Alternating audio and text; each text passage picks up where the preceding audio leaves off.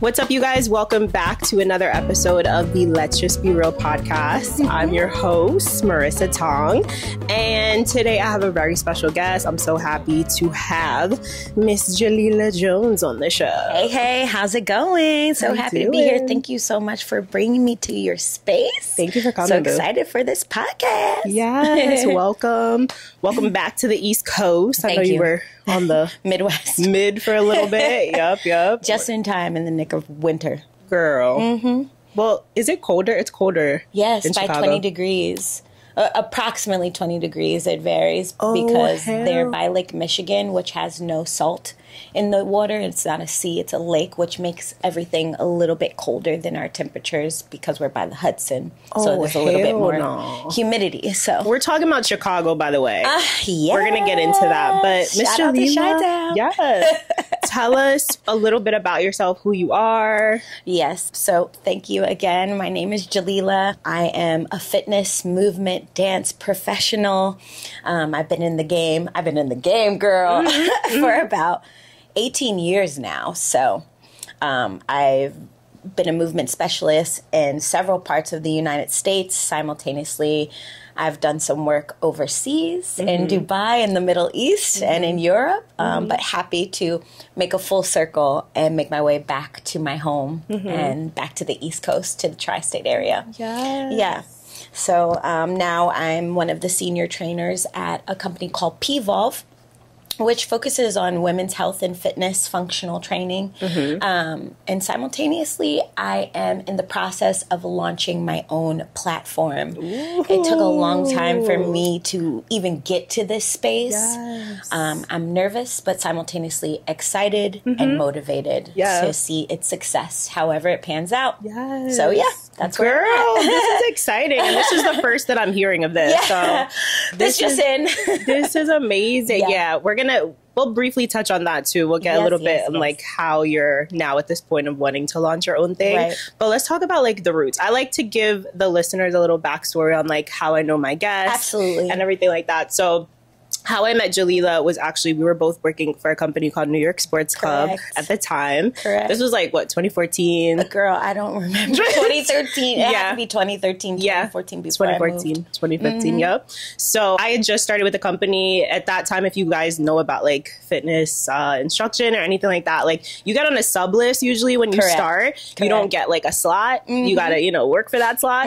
So Jalila had a slot on Wednesdays and she was about to move to Dubai. Correct. And I was offered the spot that she was teaching at. Yes. And I was so nervous. What? Girl, I like just started teaching Zumba at that time. Wow. Like I didn't have really any experience. So I just felt really like honored, but also nervous to like take your spot. And it was big shoes to fill. Like, come on now. Let's be real, Jalila. Let's be real, okay? But no, for a while, you were my first on my covered list because I had two girls that I really liked. And like, I would ask the members, like, how did you like? They loved you. Yeah. Every time I would go, they loved you. So you were the perfect person and perfect fit to transition in to teach Zumba.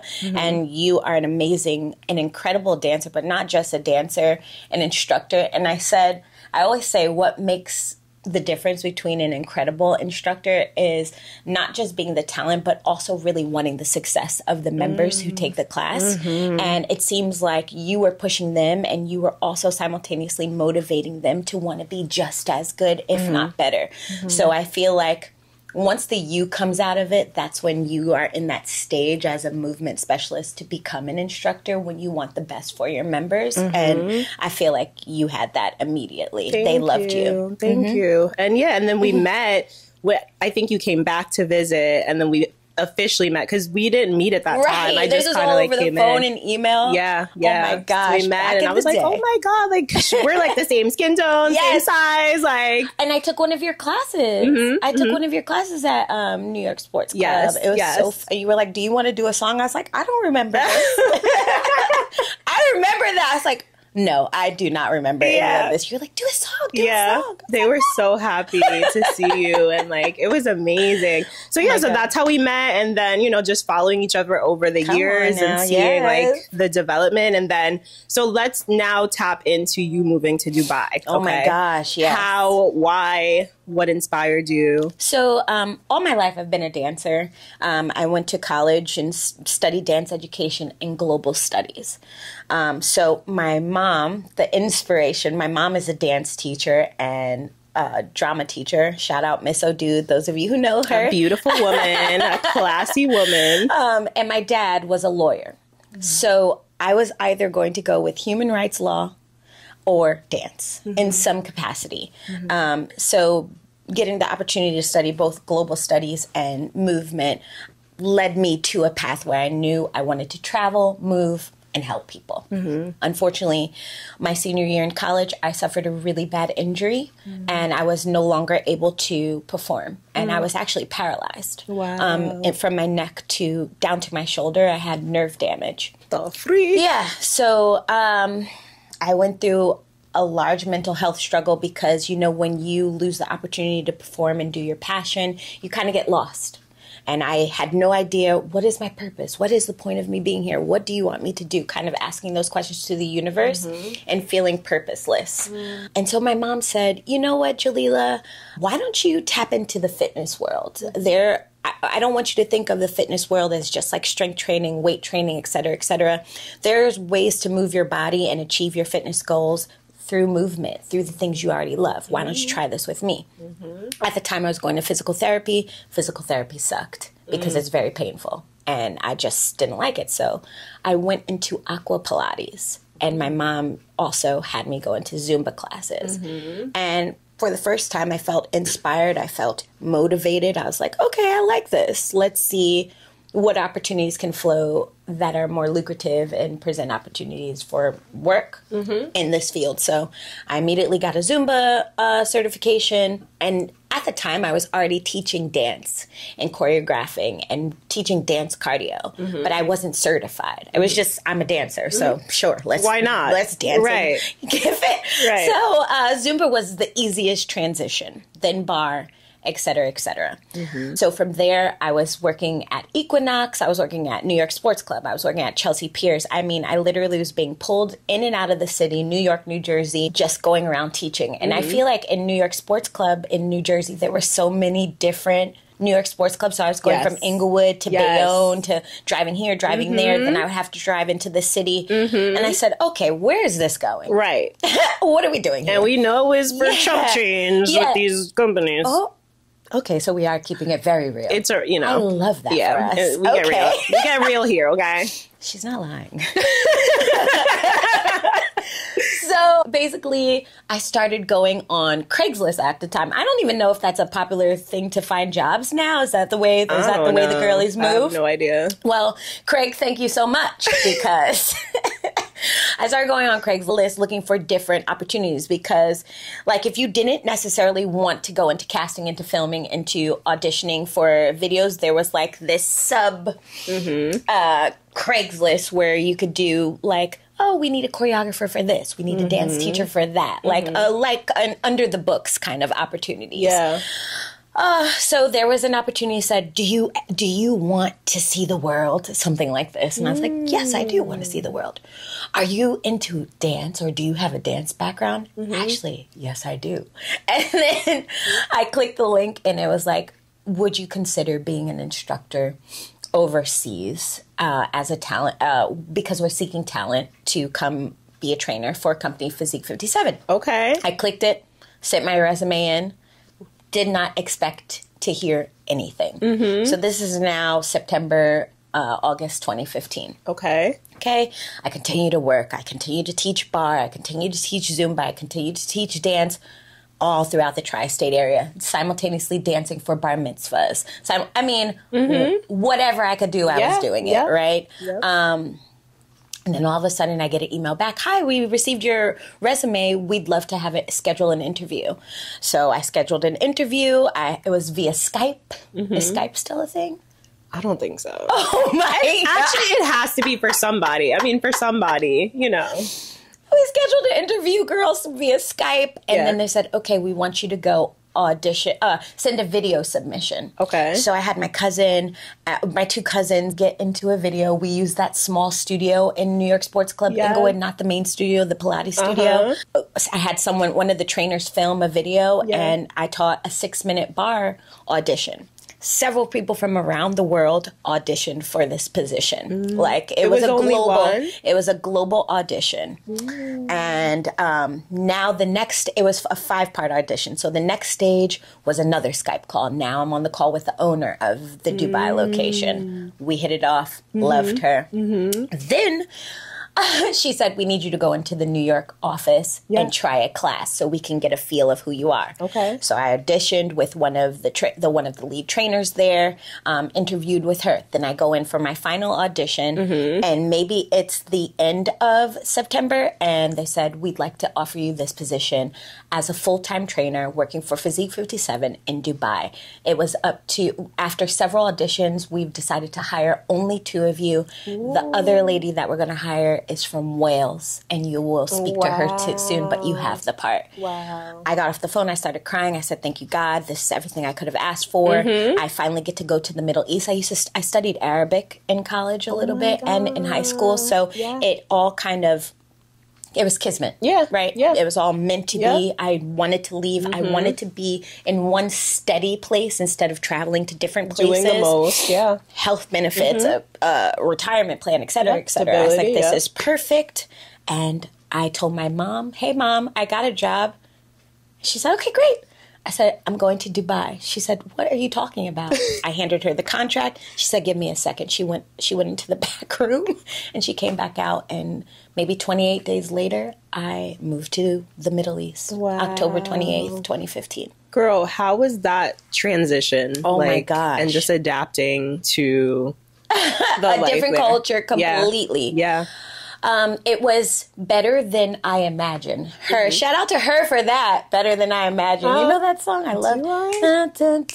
Better than I imagined. Hey. Ooh. Hey. Hey. I don't. What do y'all know that song? It's I gotta put on Spotify. It's a romantic song, honey. So be with somebody when you listen to it. Have a little gummy and be like, I like this baby. Period. Little gummy. Anyway, screaming. Just regular gummy, not, you know what I'm talking about. These people know what it is, okay? Yeah. Just a gummy. Hopefully y'all do, unless you're a child. We're talking about candy. Wow. Yes, candy. Exactly. The good candy. Okay, so I get to Dubai. So I'm reading. I've never been to the Middle East before. Never been to Dubai anywhere. And I'm looking like, okay, what's it like living as a woman in Dubai?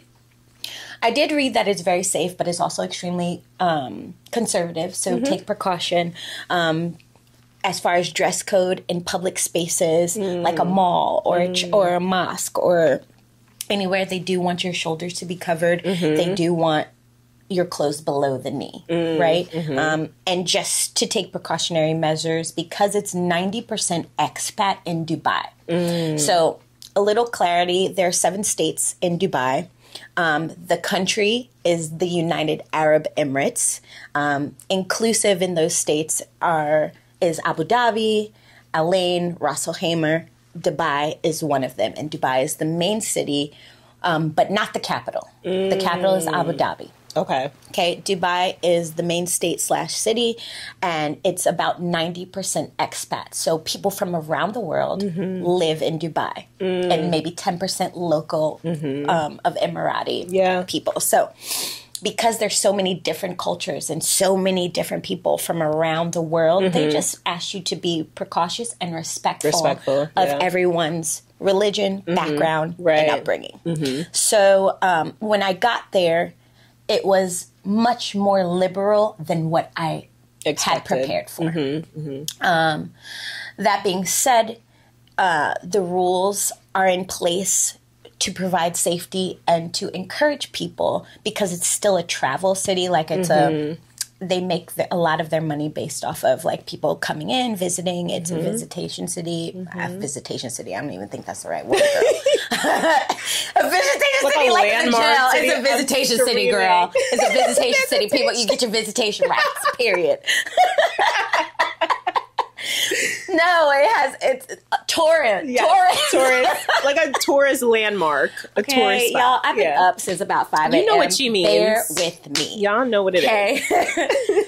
They attract tourism, and that is how they make the majority of their money. Right. Okay, so getting there, I made so many friends. I was really one of the only Americans there. Wow. So I was able to make friends from around the world, which is probably the best gift I could have got from being there. Yeah. Also, working with women, and solely working with women, I was able to really find my passion and my love and my calling, working with women from all different backgrounds, from all different places around the world, watching women come in with their abayas, taking their clothes off, and now they're in fitness gear like me, providing a safe space for women to achieve their goals. And this was like, for me, where I knew I was supposed to be. For the first time, I saw a street name named Jalila. Right? Because my name is Arabic. The princess of the United Arab Emirates, her name is Jalila. That's amazing. Yeah. So I was there for about 5 years. Yeah. It was an incredible experience. I highly recommend traveling to everybody so that they can get an idea of several different cultures. And, you know, I grew a lot. Yeah. I became an adult there. Yeah. For sure. Yeah. I love that. And what were some challenges that you faced, right? Like going there, obviously like small culture shock, right? But you said it was more liberal. So maybe less culture shock, more like, okay, I could do this, right? Not too bad. But what were some other challenges that you faced? That's a great question. Especially being a Black woman. Yeah, that's a great question. Yeah. So law enforcement is my skin tone. So I don't really know if I faced a lot of challenges with law enforcement. And if we are being very frank, you're not allowed to live with a partner unless you guys are married. Got it. Right? At the time, I think they've changed that. Yeah. So one of the challenges I faced, I dealt with physical abuse of a partner. And I didn't have anyone to report to because I would have got in trouble if I reported like, hey, I'm living with this person and this person has put their hands on me and I don't know what to do. So they would have said, well, are you living with them? And so that was a challenge. Language barrier was definitely a challenge. I didn't mean to just cut so deep and just be like, yes, this happened. And then also everyone leaves their door open. It's just a thing. Like open or unlocked? Unlocked. Okay. Unlocked. How do you know that though? Like people just tell you, or like all my friends are like, yeah, I don't lock my door. And frequently you have a live-in situation where you're in this penthouse kind of apartment, but 4 other people live in the apartment space. So you're all renting a room and share the same community spaces. Got it. Until you live on your own. So that takes a little bit of time. So the first couple years, that was my situation. So we always leave that front door unlocked. You can lock your bedroom door. Wow. That's interesting. One time, a man was delivering food to me and walked into my, 2 a.m., walked into my apartment, walked into my room, pulled the blankets back, took my, sorry, I don't mean to touch you, but took my sweater to kind of like wake me up, and I woke up, and you know that kind of fear where you're frozen? No. I almost, like, I would have had a heart attack, bro. Yeah, And so then he said, ma'am, your delivery. My God. He was as scared as I was. But what was uncomfortable about it is that once I got out the bed, he stood there and watched me. He didn't leave once he saw I got up, and so he was, I feel like, being inappropriate and looking at me inappropriately. Freak? A lot of other challenges I've had. The main challenges I've had were with men. And not Emirati men, the expat men, and their entitlement and treatment of me. I feel like I've been in instances where I've been touched in a way I don't want to be touched, and there was no appropriate action. And before I speak, people often think I'm not American. They think I'm from either North Africa or West Africa. So because it's not necessarily the power of your skin tone, it's more the power of your passport. So if they think that I come from a country that doesn't have a high GDP or is you know, more impoverished, they will treat me disrespectfully. So I found that was frequently a problem. Yeah. Until they knew you were American. Until they knew or till they heard my voice. So one of my first months there, an Egyptian man grabbed my butt in the middle of a bar. And he was like, "What? I thought you would like that." Wow. Taking the assumption that I was some sort of a prostitute. Yeah. There's unfortunately prostitution in Dubai, and they're all racist, by the way, but you're just disrespected. And I found the most disrespect to come from other expats from other countries, never from Emiratis. So, that's crazy. And that makes so much sense. So I had a layover in Dubai. I was going to Bali recently in November. So I had stayed there. It was like a 10-hour layover. So I just got a hotel. I was like, cool, let me just, see what's out there. And I just got really weird vibes from the men there. Yeah. Like, it was really strange. Like, the taxi drivers didn't talk to me. Yeah. There was no type of interaction with that. Like, I just felt like, like, it was strange. It was definitely strange. So it's just interesting to hear that now from like your perspective, to kind of see where, okay, it might be that, never acceptable, definitely never acceptable, but different country, different things. And once you start living there, I made sure I became friends with like security and like, they are like some of the guys are from Cameroon or from Senegal, and they'd be like, my African sister, my sister. Anything that happens to you, let me know. And these were like big, brolic men. So whenever anything would occur, because now that I lived there, I would go to the same places. Yeah. If something like that occurred, eventually it got to a place where, because they know me, I was protected. But initially, when you don't speak, no one knows who you are. You're just a girl. You look like the rest of anybody. They're going to treat you a certain way. But once you start to say, I live here, I'm an expat, I'm from New York, et cetera, this man touched me. Now it's a whole nother different. Yeah. It's a completely different outcome resolution. Wow. Yeah. Wow. But I've had that instance, unfortunately, several times. I'm sorry that happened to you, girl. Thank you. Crazy, crazy, crazy, crazy. Yeah. My challenges, I would say, would be with the opposite sex, not from Dubai. Yeah. Yeah. Wow. So now let's talk about, you were living in Dubai, right? You were there for 5 years, living your best life, like, my best life. Living your best life with these small challenges, Yes. And then we see that you're diagnosed with breast cancer. Right. Yes, we did. All your people here, Yeah. Yes, we did.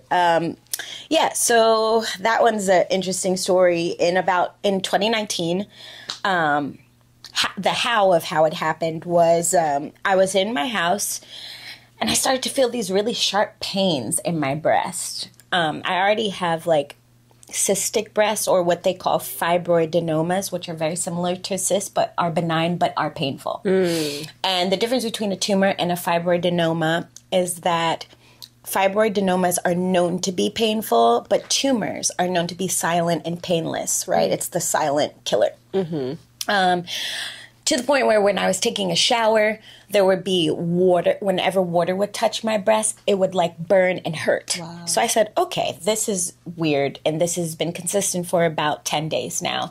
Let me go to the doctor just to get checked up to see what this could possibly be.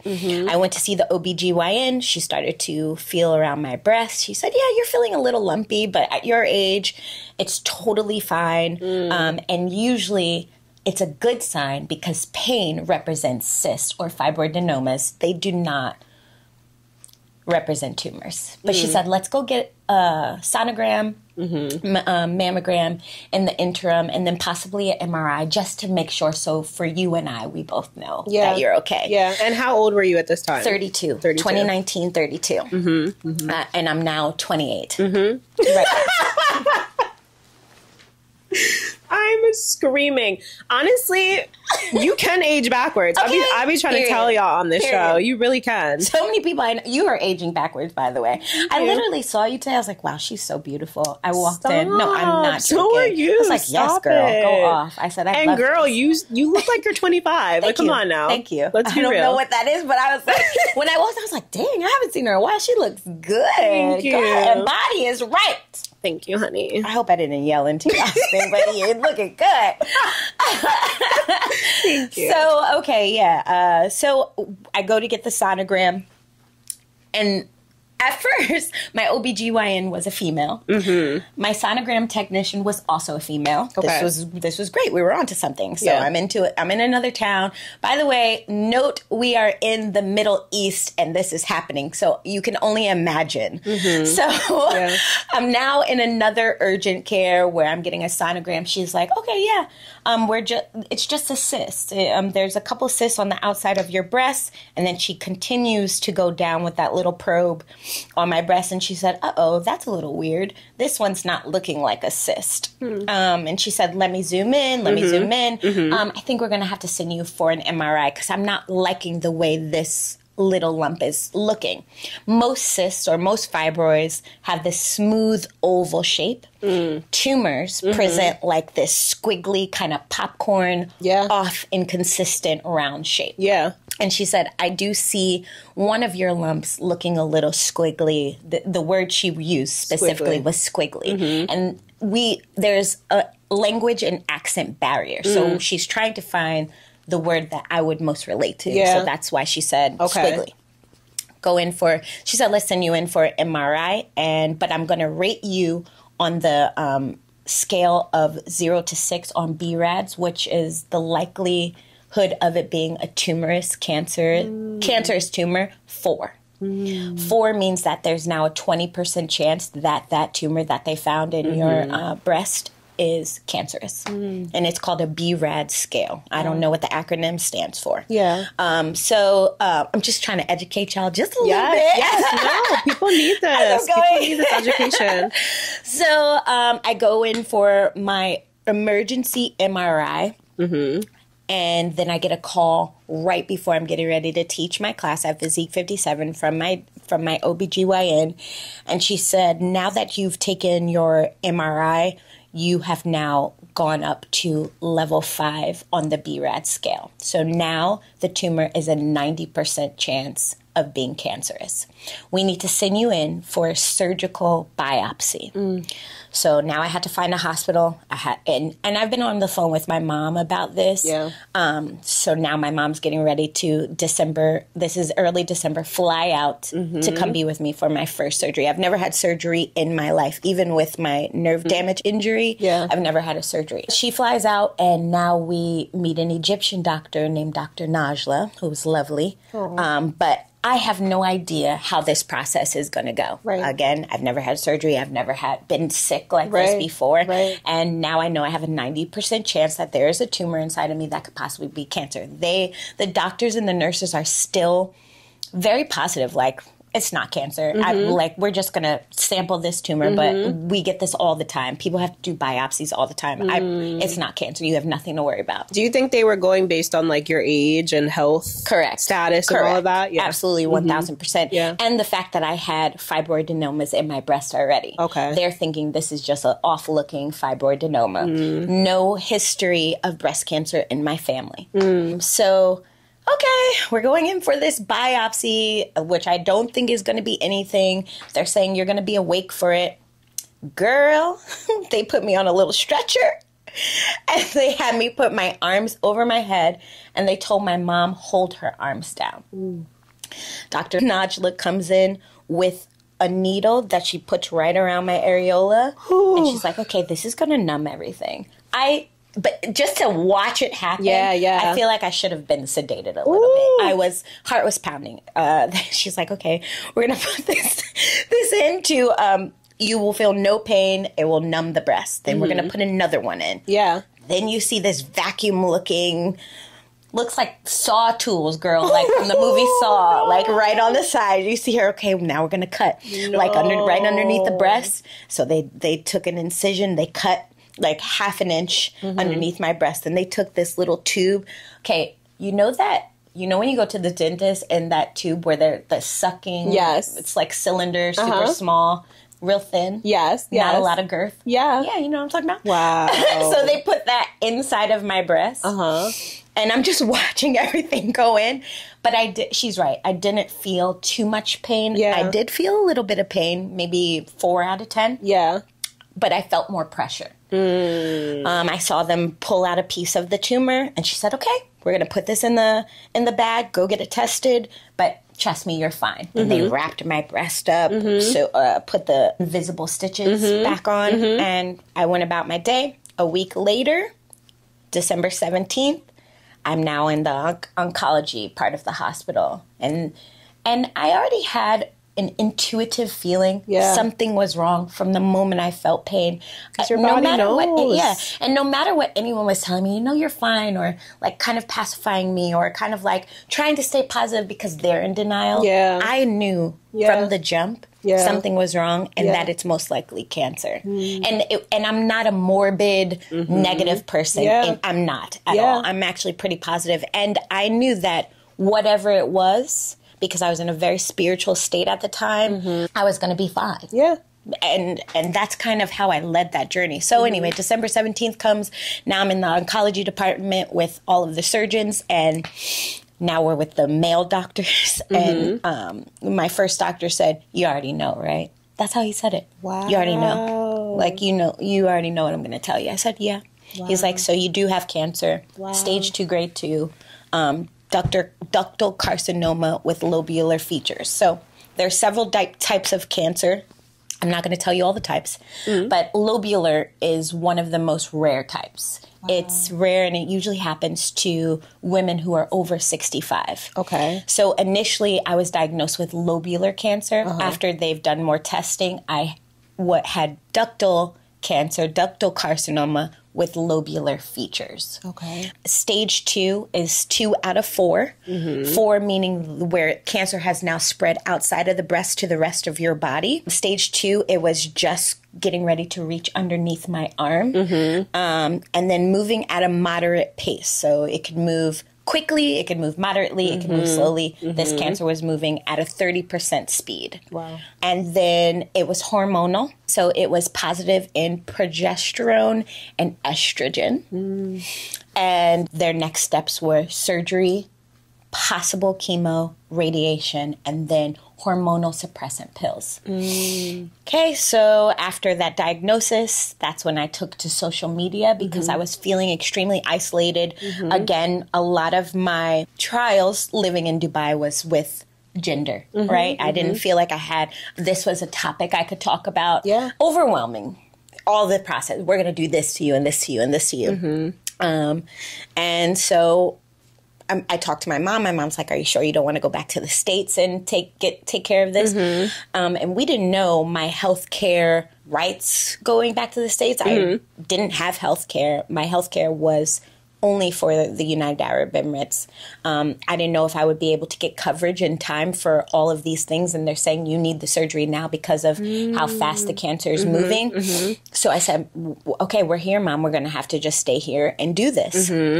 So my scheduled date was for January 21st, and I went in for surgery. It was a 5-hour surgery. Right before the week of the surgery, they also found benign tumors in my uterus. Wow. So they said, not only are we going to do a lumpectomy, which is not a mastectomy where they remove the entire breast. A lumpectomy, they remove a percentage of your breast covering the area where the tumor was. But we're going to do a myomectomy. A myomectomy is when they go through your belly button to remove tumors around your uterus. And I had cysts, benign cysts as they're called, around my uterus. And then the last surgery I had was called a sentinel lymph node biopsy. So that tests how far the cancer has spread, if it's spread underneath your arm or to other areas in your body. Thankfully, that was negative. They were able to remove the tumor. They were able to remove the tumors from my uterus. It was a 5-hour surgery. Wow. And then I was in the hospital for about 5 days after. I couldn't walk. I had stitches from underneath my arm all the way to my left nipple, and I lost 40% of my breast. So the recovery was quite challenging, and it happened to be on the side that I injured myself in college. So I really had a lot of restrictions and limitations when it came to movement of my arm. I couldn't raise my arm over my head. I really couldn't do much of anything. So I was really grateful that my mom was there. And obviously right before radiation started in March, do you remember what happened in 2020? The freaking shutdown. COVID. Yeah. Yep. So that's when I remember seeing your post. Yeah. So I was living in Dubai. My mom got stuck in Dubai because they shut down the airports. Wow. So she couldn't get back home. And she was worried about my brother and my family. She was like, how am I going to get home? But she wound up staying with me in Dubai from December to the end of June because of all of the restrictions with the airport, COVID, et cetera, et cetera. My radiation got pushed back to April, and I did about 19 rounds of radiation. And I would have to drive to Abu Dhabi, which is about an hour and a half away, every day to get radiation. And radiation, they basically like radiate the area where the tumor was. So even though it's painless, the act of the radiation, it starts to become irritating. Once I completed my rounds of radiation, then I was placed on hormone suppressants, which I decided voluntarily to stop because I still have an intention of getting married and having kids one day. If that comes, if the Lord blesses me with that. It will. Thank you. Amen. Manifest it, boo. Manifest it. We're saying it has already happened. It's already in my purpose and plan. Already in the stars. Wherever you are late. Okay. Anyway, moving on. You're late. Anyway, so I really was intentional about sharing my journey on social media. I got great feedback from and support globally. And that's kind of how I started to build my following based off of my health. And I always remind myself, don't forget how this all started. It wasn't necessarily because of everything I was doing with fitness, although that was a part of it. Too, though, that was a big part of it, for sure. Yes. But I feel like the majority of my growth with Instagram came from my vulnerability. And my realness, because, you know, we will put on hair, makeup, the whole works to get on Instagram. But I noticed that when it came to conversation, retention, and just people coming to my page, it was more because I kept it real. Like, look, this is what I'm going through, and I'm going to troop through it. I'm going to survive, and I'm going to keep my faith and remain positive. So I'm blessed for everything that has transpired post that year in cancer. And now I'm officially going on my 4th year in remission. You can officially say you're in remission after 5 years if the cancer doesn't return. So 1 more year to go. Yes, girl. This is all part of your story. You know, that's the beautiful thing. Like, and sometimes, you know, obviously when you're in it, I'm sure you don't see it as that way. Like, this is going to be something bigger, or I'm going to come out on the other side of this, and this is going to happen, right? But you're exactly where you need to be, 1000%. Right? Exactly where you need to be. You went through that.